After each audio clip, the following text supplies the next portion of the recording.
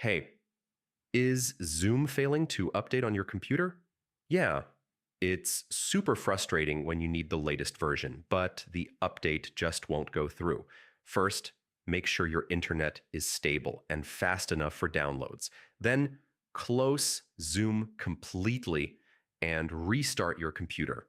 Sometimes temporary glitches or background processes block updates. Next, try running Zoom as administrator.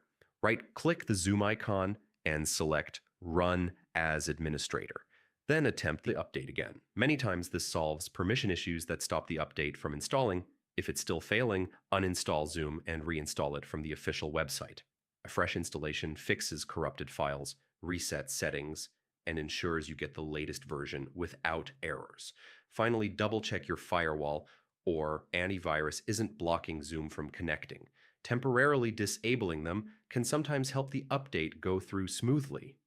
And that's it.